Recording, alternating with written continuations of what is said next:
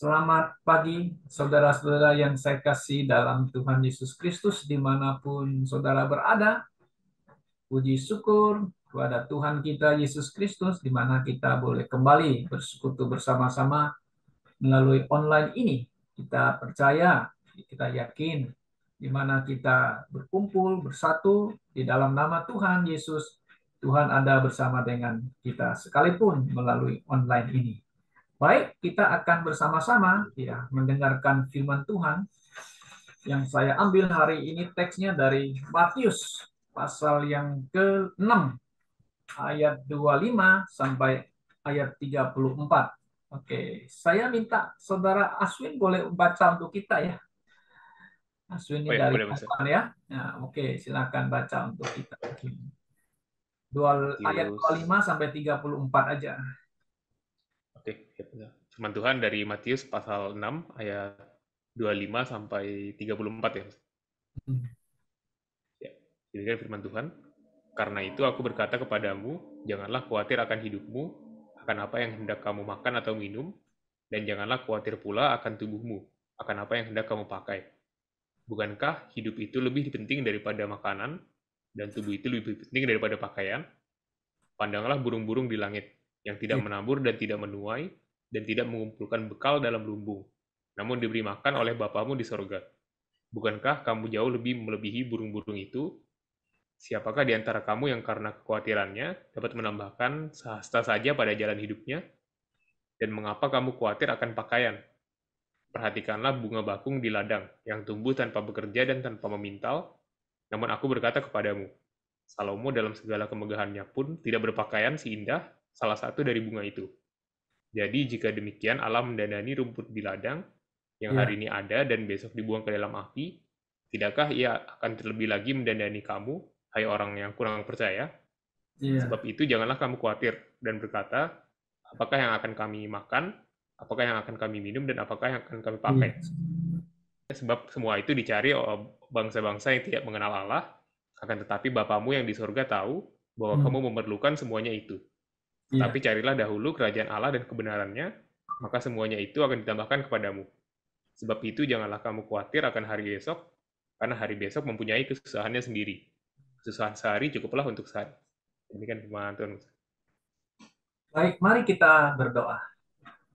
Kami naikkan puji syukur kepadamu Bapa di dalam Tuhan Yesus. Kami ingin bersama-sama mendengarkan penguraian akan kebenaran firman-Mu. Kiranya Roh Kudus memimpin kami dalam kebenaran, sehingga kami boleh mendapatkan firman Tuhan dan kami boleh dikuatkan. Di dalam nama Tuhan Yesus kami berdoa. Amin. Baik, saudara-saudara, kita telah membaca firman Tuhan tadi di Matius pasal 6 ayat 3 ayat 25 sampai 34. Nah, topik yang saya ambil adalah dari ayat yang ke-25. Mari kita lihat di ayat yang ke-25. Janganlah khawatir akan hidupmu. Apa yang kamu, mana kita baca ya. Jangan khawatir akan hidupmu, akan apa yang hendak kamu makan atau minum, dan janganlah khawatir pula akan tubuhmu, akan apa yang hendak kamu pakai. Bukankah hidup itu lebih penting? Jangan khawatir. Bagian perikop ini, saudara-saudara, merupakan isi khotbah Yesus yang disampaikan Yesus di bukit ya kepada umat Israel atau orang Yahudi. Nah, khotbah Yesus ini pertama kali dia khotbah, dia mengawali dengan blessed are, terjemah Indonesia ya berbahagia, tapi terjemahan yang lebih bagus lagi adalah diberkatilah mereka. Mereka yang bagaimana? Ya, sudah bisa lihat itu, mereka yang miskin katanya. Tapi di sini miskin bukan karena miskin materi ya saudara, tapi ini miskin rohani.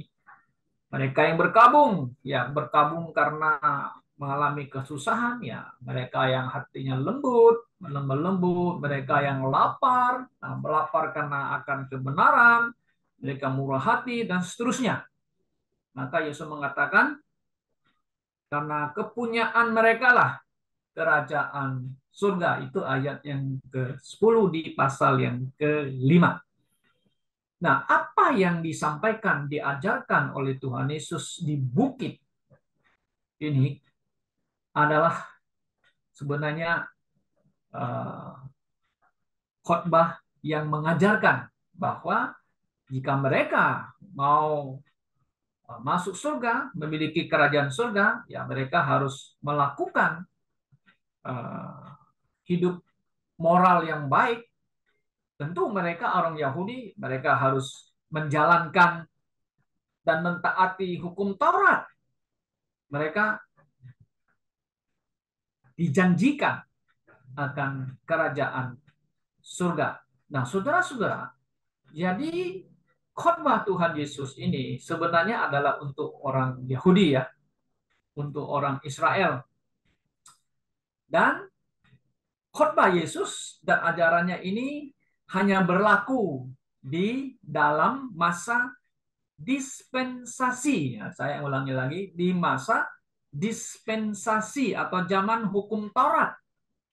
Kenapa?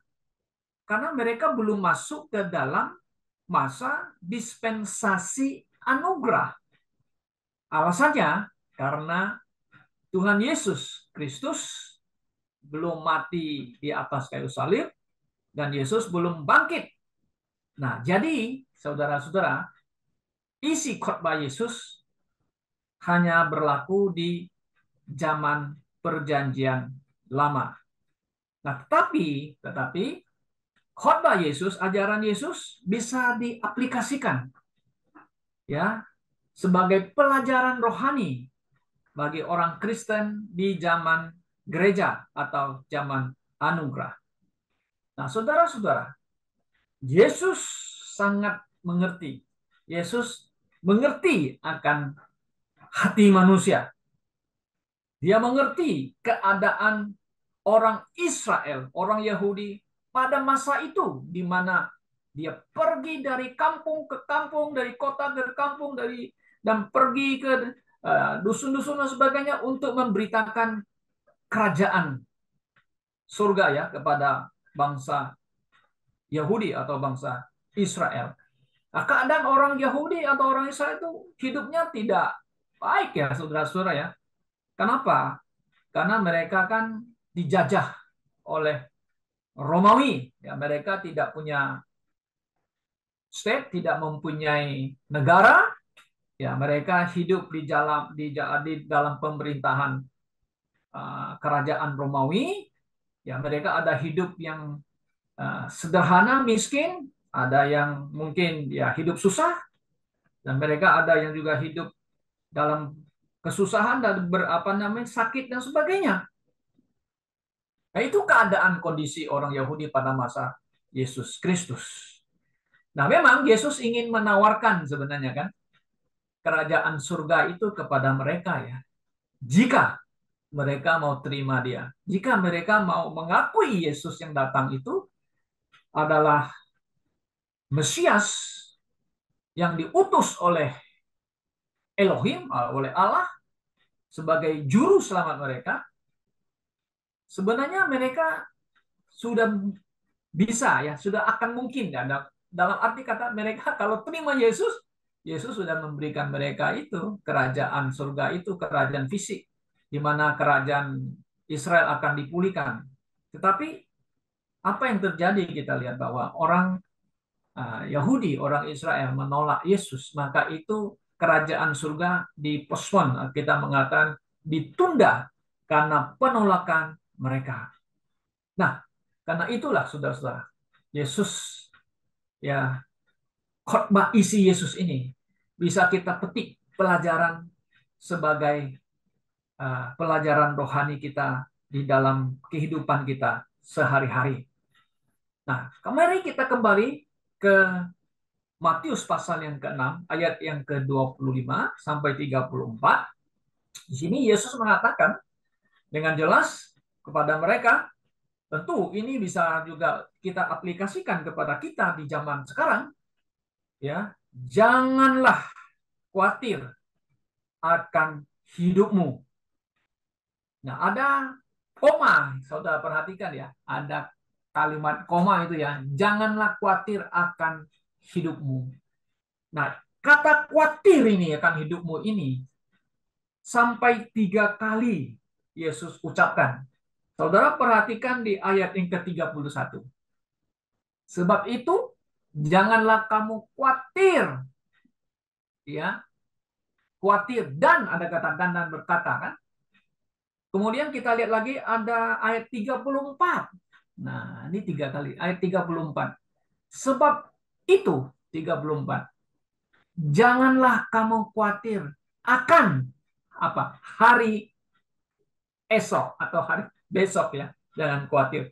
Jadi ada sampai 3 kali Yesus mengutarakan kalimat ini supaya para pendengar orang Israel jangan khawatir. Nah, ini tentu berlaku atau bisa kita aplikasikan kepada orang Kristen, orang percaya di zaman anugerah ini, di mana kita tinggal di atas bumi ini. Ya, kita bisa melewati masa-masa yang sukar, masa-masa yang sulit. Kenapa? Karena dunia ini tidak baik-baik saja. Kan? Nah, kita melihat dalam sejarah mencatat ya saudara-saudara, ya. Dunia ini selalu bergejolak. Selalu dunia ini hanya apa nama itu nyaman sebentar, damai sebentar, nanti timbul lagi perang, nanti timbul lagi konflik dan bermacam-macam yang terjadi di dunia ini, ya kan? Nah, Yesus ingin mengingatkan atau ingin mengatakan kepada pengikutnya, ya, orang-orang yang percaya kepada dia, kepada miliknya, janganlah khawatir akan hidupmu. Nah, saudara-saudara yang saya kasih dalam Tuhan Yesus Kristus, kita bisa khawatir dalam segala hal, khususnya tentang makan dan minum, saudara-saudara, ya. Nah, makan dan minum ini kan memang adalah dasar daripada kebutuhan jasmani kita. Kebutuhan tubuh kita. Kita perlu makan, kita perlu minum. Itu adalah kebutuhan yang sangat mendasar. Ya. Nah, Yesus ingin mengatakan kepada kita, ya saudara, ya, memang ini adalah kebutuhan kita. Tapi kalau kita lihat apa yang Yesus ingin katakan, ya, Yesus ingin mengingatkan, mengajar kepada kita. Lihatlah katanya, itu burung yang ada di udara. Tuhan pelihara mereka, ya. Dengan cara yang ajaib, saudara-saudara. Nah, Tuhan tahu akan kebutuhan daripada ciptaannya. Binatang-binatang yang kita tidak pelihara mereka, ya tak? Mereka tinggal di alam dan mereka bisa hidup, saudara, ya, di alam begitu, ya. Ya, karena Tuhan yang memelihara mereka, kan begitu. Nah, apalagi kita sebagai anak-anaknya, orang-orang yang Dia miliki, kita memang membutuhkan makanan, sandang dan pangan, gitu, ya.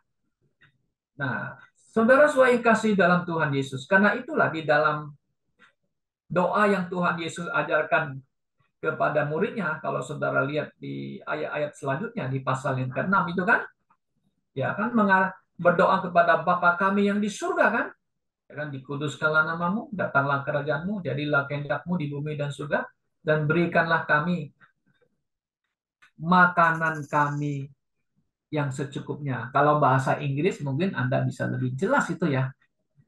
Our daily need, ya, apa coba bahasa King James-nya, di situ, give us this day our daily bread. Daily bread itu ada kebutuhan kita sehari-hari, saudara-saudara, ya. Nah, ini ayat ini kan mengajar kepada kita, ya, kita boleh minta, kan, kita boleh mohon kepada Tuhan, ya. Tetapi ada di sisi yang lain, saudara, dalam kehidupan kita, ya, bahwa kadang-kadang kita bukan apa namanya ini membutuhkan kebutuhan utama, tapi kita juga membutuhkan keinginan kita. Nah, kadang-kadang kebutuhan dan keinginan itu ada dua hal yang berbeda ya. Nah, kadang-kadang keinginan itu, saudara-saudara yang kita minta itu lebih cenderung adalah ingin memuaskan akan keinginan daging kita, bukan karena kebutuhan ya. Mungkin kebutuhan kita sudah cukup, tapi ada keinginan-keinginan yang kita ingin memuaskan akan, kalau Paulus mengatakan hawa nafsu kita. Nah, ini yang sangat bisa menjerumuskan akan manusia atau kita bisa jatuh ke dalam kehidupan yang memiliki pemahaman bahwa hidup ini kita harus mencari kepuasan, kepuasan hidup. Nah, maka timbullah manusia akan mencintai uang dan juga tamak akan uang. Nah, ini yang bisa terjadi dalam kehidupan kita sehari-hari. Dan juga manusia bisa jatuh ke dalam faham materialistik, ya kan? Dan juga faham dengan istilah, ada kata satu bahasa aja, hedonisme. Ya. Nah, Paulus melihat di kota Efesus ada sekelompok orang yang mempunyai filsafat hidup yang mengatakan demikian di 1 Korintus 15:32 yang mengatakan demikian. Marilah kita makan dan minum. Nah, ini kan makan itu makan pokok gitu kan. Makan dan minum. Sebab besok kita mati. Nah, ini adalah satu faham filosofi orang Yunani yang menjunjung tinggi bahwa Anda hidup di dunia ini, Anda harus memuaskan bukan kebutuhan ya, tapi keinginan hidup Anda. Nah, itulah faham namanya Epicureans. Epicureans. Nah, ini Epicurean ini juga diadopsi oleh manusia zaman modern sekarang gitu kan. Kita harus hidup mencari kepuasan, ya, kepuasan hidup. Sehingga manusia jatuh ke dalam materialistik dan juga jatuh ke dalam konsep hedonisme, hidup foya-foya, hidup glamor kata orang-orang dunia ini. Nah, saudara sudah kasih dalam Tuhan Yesus. Nah, Yesus mengingatkan kepada kita atau memberikan satu uh, ajaran, ya, instruksi. Hey, you adalah milik Tuhan. Kamu adalah milik saya. Kamu orang-orang percaya yang ada dalam Tuhan Yesus. Jangan khawatir akan hidupmu. Nah, itu. Jangan khawatir akan hidupmu. Oke. Kemudian apa yang kamu mau makan dan minum, kan begitu. Ya, sandang pangan, jangan khawatir. Engkau lihatlah binatang ciptaan Tuhan. Apa yang kamu mau pakai, ya, atau pakaian tubuhmu, lihatlah bunga-bunga di ladang kan, bunga lili, bunga apa? Tuhan didandanin oleh Tuhan katanya. Tuhan pelihara mereka. Apalagi saudara dan saya adalah anak Tuhan. Kita orang yang lebih berharga daripada ciptaan yang lain. Kenapa? Karena kita diciptakan menurut rupa dan peta Allah. Jadi di sini Yesus ingin mendidik kita supaya kita hidup dengan iman. Ya, kita hidup dengan iman. We live by faith, not by sight. Nah, itu Paulus menulis di 1 Korintus pasal 5, 6, dan 7. Nah, kita harus hidup dengan iman, bukan hidup melalui melihat. Nah, hidup dengan iman berartinya kita percaya kepada Tuhan, ya, Yesus Kristus. Dia adalah juru selamat kita. Dia adalah gembala yang baik. Tentu akan memelihara, akan memimpin saudara dan saya. Mungkin juga kita bisa melewati masa-masa sulit ya. Masa-masa sukar. Saudara-saudara, Anda mungkin coba kita bayangkan ya. Kalau kita dalam posisi negara Ukraina dan Rusia, tentu yang banyak korban itu adalah Ukraina. And kita hidup dalam situasi yang sedang berperang. Wah, saudara, kita tiap hari itu khawatir, ya, khawatir ini nggak bisa kerja, makanan stok bisa habis, besok mau makan apa dan sebagainya. Besok apakah saya bisa mati, bisa hidup atau mati? Sangat selalu khawatir akan itu. Apalagi sekarang, saudara-saudara, kalau kita lihat yang terjadi di mana sekarang Israel sedang mau masuk ke Gaza dan mau melawan Hamas, saudara. Bagaimana warga-warga yang di sana, saudara, siang malam mungkin tidak bisa tidur dengan nyenyak, ya. Bisa-bisa bom meledak, ya, bom bisa menghantam mereka, dan mereka tidak ada listrik dan air dan sebagainya. Wah, hidup ini memang sangat-sangat menderita, saudara-saudara. Nah, Tuhan izinkan itu terjadi semua. Jika ada anak Tuhan, jika ada orang yang percaya kepada Tuhan dalam posisi itu, bagaimana sikap kita? Nah, dari ayat firman Tuhan ini selalu Yesus mengatakan, jangan khawatir akan hidupmu, karena hidup itu lebih penting daripada makan dan pakaian. Itu penting, yes, saudara. Nah, kalau kita yang ada di dalam Tuhan Yesus, kita yang sudah percaya akan Tuhan Yesus, saudara-saudara, sekalipun kita melewati masa-masa sulit, kita harus meyakini, we walk by faith, but God is take care of us. Seperti pujian kita nyanyi, Dia akan memelihara kita. Dia akan mencukupi akan kebutuhan kita sehari-hari.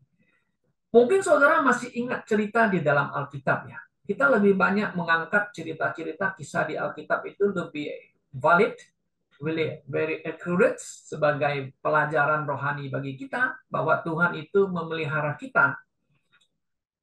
Nah, mungkin saudara masih ingat ada kisah di mana Nabi Elia, ya. Nah, ini Nabi Elia.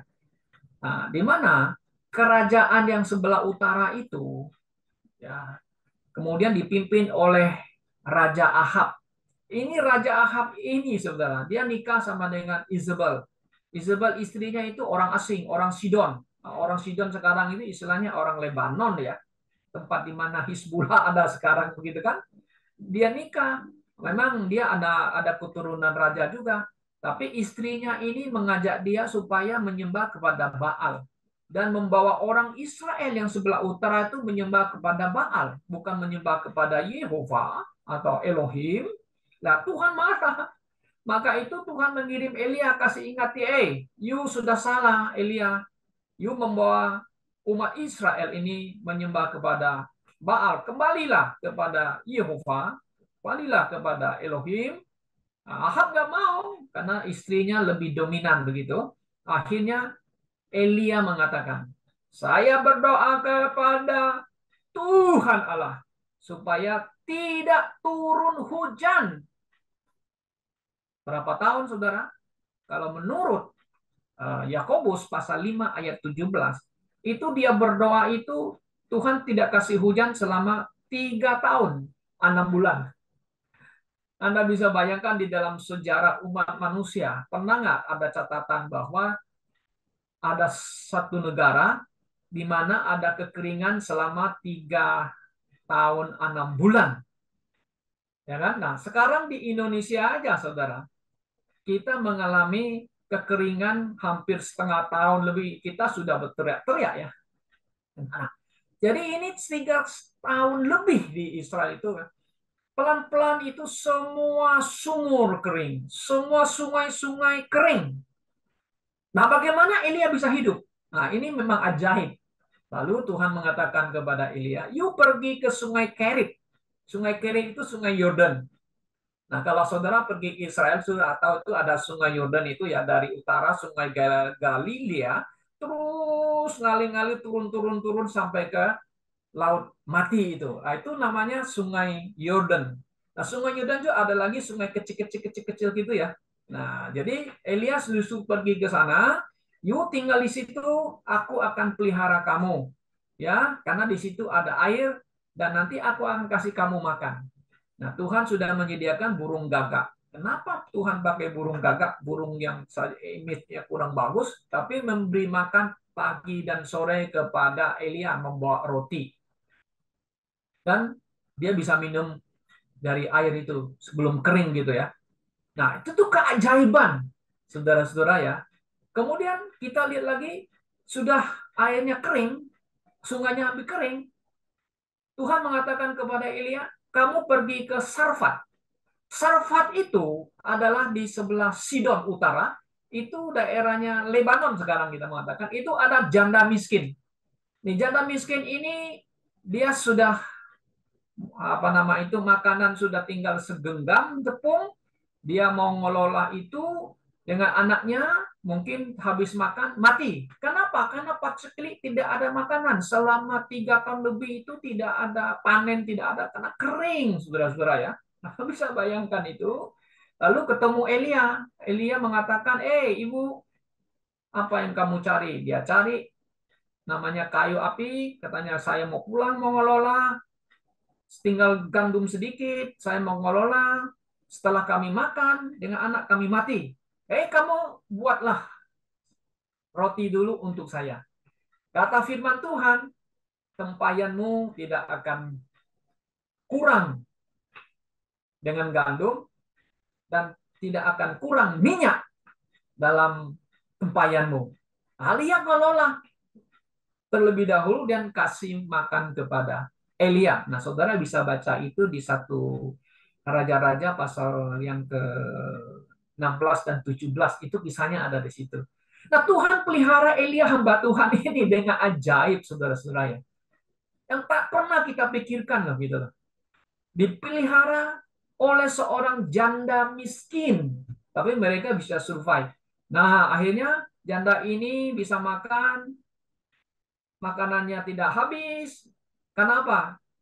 Itu adalah kebutuhan jasmani sehari-hari yang dibutuhkan oleh tubuh manusia. Tuhan mencukupi semua itu. Dan sampai Tuhan kirim hujan, baru berhenti ya. Itu gandum dalam tempayan dan minyak itu. Nah, saudara-saudara, jadi ini satu hal yang ajaib ya. Kita kalau lihat itu doanya Elia ini, kalau saudara lihat, Tuhan pernah mendengar doa manusia Elia supaya dia berdoa nggak turun hujan 3 tahun lebih loh. Hanya untuk negara Israel aja deh. Tapi negara lain itu tidak kena, hanya ini aja kena. Ya, Tuhan itu memang memelihara ya umatnya atau memelihara orang-orang ya yang betul itu oleh orang yang percaya kepada Tuhan. We walk by faith, not by sight. Nah, itu yang Tuhan ingin tekankan sebenarnya bagi orang percaya. Kita jangan berharap kepada dunia ini, saudara-saudara ya. Karena dunia ini tidak baik-baik. Kita jangan berharap kepada manusia. Karena di Yeremia pasal 17, saudara baca sana itu sangat jelas ya, terkutuklah orang yang mengandalkan manusia dan diberkatilah orang yang mengandalkan Tuhan. Saudara-saudara yang sekasih dalam Tuhan Yesus Kristus. Ya. Nah, kita lihat Yesus di dalam ayat yang yang ke-43 di sini, dia mengatakan jangan khawatir akan hari esok. Nah, ini tambah lagi ada hari esok. Jadi hari esok itu maksudnya apa? Ya, esok yang akan datang, saudara-saudara. Ya, siapa yang bisa memprediksi masa depan lebih baik atau lebih buruk? Ya, kita mungkin bisa hanya prediksi keadaan aja ya. Tapi siapa yang bisa menentukan, menetapkan? Tidak ada. Hanya Tuhan yang tahu. Hari esok apa yang akan terjadi? Kalau kita lihat di dalam Yakobus mengatakan kamu mau buat perencanaan, mau buat program dan sebagainya, libatkanlah Tuhan kan di dalam segala rencanamu, dalam segala hidupmu. Jadi kita mengandalkan Tuhan. Ya, kita hanya bisa tegak lurus. Nah, istilahnya sekarang politik kan mengatakan tegak lurus. Anda kalau menegak lurus kepada manusia, Anda akan kecewa, ya, akan kecewa. Tapi kalau kita tegak lurus, nah kepada Tuhan, Anda tidak akan kecewa. Karena apa? Karena yang kita sandarkan adalah Tuhan Yesus yang akan berjanji, yang menjanjikan kepada kita anak-anaknya bahwa Dia akan mencukupkan kebutuhan kita dan Dia akan memimpin kan masa depan kita.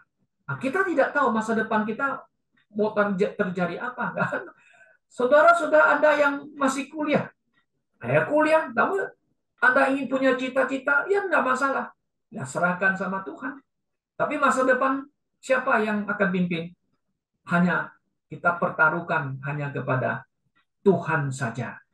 Nah, jadi saudara-saudara yang saya kasih dalam Tuhan Yesus, apa yang dapat kita pelajari dari teks ini, saudara-saudara? Yang pertama, tentu Tuhan Yesus mengatakan, jangan takut, jangan khawatir akan hidupmu. Dan jangan khawatir apa yang harus kamu makan dan minum, apa yang harus kamu pakai, nggak perlu khawatir, saudara-saudara ya. Kenapa? Karena semua itu, nah saudara perhatikan ada kalimat ayat 32. Karena semua itu ya dicari oleh bangsa-bangsa lain yang tidak mengenal Allah. Coba saudara perhatikan di ayat 32. Ya, cuma semua itu dicari. Nah, sekarang kita lihat ya, dunia zaman yang sudah modern, ya semua ada sebagian negara jadi makmur, dari ya, tidak khawatir lagi makan, makannya berlimpah-limpah. Apa yang perlu dikhawatirkan tentang makanan dan minum ya? Semua serba ada, semua serba ada, ya kan? Hanya tinggal dompet Anda tebal nggak, kan begitu. Lalu kalau Anda sudah tidak perlu khawatir akan kebutuhan sandang pangan Anda, apa yang Anda khawatir lagi kan? Oh, kita lihat juga banyak orang juga walaupun sudah kaya raya, masih ada kecenderungan dalam hidupnya mereka khawatir masa depan. Masa depan, bagaimana uang saya, masa depan saya, bagaimana masa depan ini anak cucu saya, apakah masih bisa melanjutkan usaha saya? Ada kekhawatiran itu ya, ada kekhawatiran di sana, ya kan? Apakah tahun depan, tahun demi terjadi perang, terjadi apa ekonomi collapse seperti tahun tahun yang lalu atau tahun-tahun beberapa tahun yang lalu mana ekonomi kita collapse, uang bisa menjadi 17 16 ribu, 17 ribu, banyak orang bangkrut dan sebagainya. Ada kekhawatiran? Yes, kita mengatakan ada kekhawatiran. Tapi bagi kita, apa yang kita harus khawatir, saudara-saudara? Ya semua jangan khawatir lah, katanya kan, akan hari esok. Maka itu kumpullah hartamu di surga. Jangan kumpul hartamu di bumi. Itu saudara bisa baca di ayat pasal yang ke-6 situ ada ya. Mengatakan jangan kumpul harta di surga. Kumpullah hartamu di surga. Nah karena itu Tuhan Yesus mengatakan carilah dahulu kerajaan Allah dan kebenarannya. Ya, kerajaan Allah dan kebenarannya, maka semuanya akan ditambahkan kepadamu. Nah, itu yang Tuhan katakan. Ya, di sisi lain itu bilang, janganlah kamu ya khawatir akan hidupmu, tapi yang sisi lain, carilah terlebih dahulu kerajaan Allah. Ayat yang ke-33 ya, pasal 6 itu ya. Nah, saudara bisa baca di sana ya. Apa itu kerajaan Allah? Bukan kerajaan surga loh, jangan saudara. Beda. Kerajaan Allah dengan kerajaan surga itu adalah hal yang berbeda. Kerajaan surga itu adalah kerajaan yang fisik. Tapi kerajaan Allah itu adalah yang tidak fisik, yaitu kerajaan rohani, kerajaan spiritual.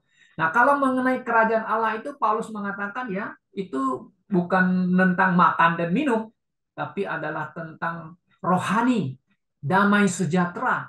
Nah, itu adalah tentang kerajaan Allah. Yang itu harus cari, harusnya yang kita cari. Karena itu adalah tentang kebenaran-kebenaran. Ya, isi ada dan kebenaran, itu ajaran-ajaran kebenaran.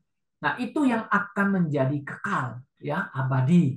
Ya, hartamu yang di bumi itu akan berlalu, tapi harta surgawi akan tetap kekal. Maka itu di 1 Yohanes pasal yang kedua ayat 15 dan seterusnya, janganlah engkau mengasihi dunia ini. Ya kan? Kenapa? Apa yang ada di dunia semuanya, karena semuanya apa? Keinginan daging, keinginan mata, keinginan apa semuanya adalah dari dunia, kan? Itu semua akan berlalu.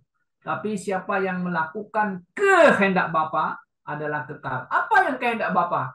Bagi kita, ya carilah dahulu kerajaan Allah, itu kehendak Bapa di dalam Yesus, dan kebenaran itu yang kekal. Kenapa? Itulah harta orang Kristen, saudara.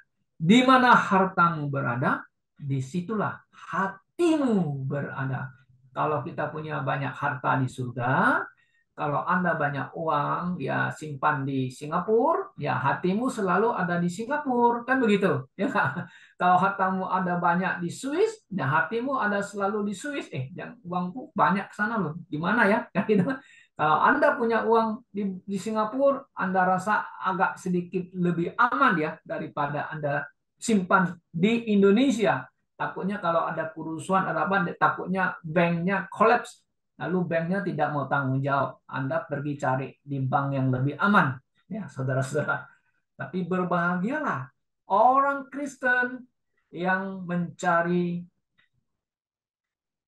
kerajaan Allah. Dan kebenarannya, itulah harta rohani kita yang kekal di dalam surga. Saudara-saudara yang saya kasih dalam Tuhan Yesus Kristus, firman Tuhan mengatakan kepada kita, ya, jika kita khawatir, nah di sini mengatakan, Yesus mengatakan, jangan khawatir. Nah, Petrus mengatakan atau memberi nasihat kepada kita, serahkanlah semua kekhawatiranmu kepadanya, sebab ia yang memelihara kamu. For he cares for you. 2 Petrus pasal 5 ayat 7. Nah, ini nasihat daripada Petrus. Serahkanlah semua kekhawatiran. Paulus menginstruksikan kepada kita. Katanya, mengucap syukurlah dalam segala hal. Nah, apa yang baik, apa yang buruk yang kita terima kan?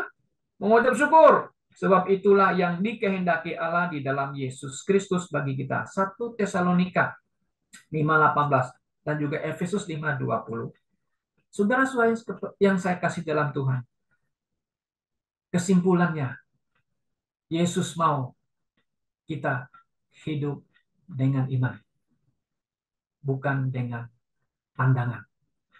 Hidup bersandar kepada Tuhan. Apapun yang kita alami terjadi di dunia ini, kita hanya hidup dengan iman di dalam Tuhan Yesus Kristus.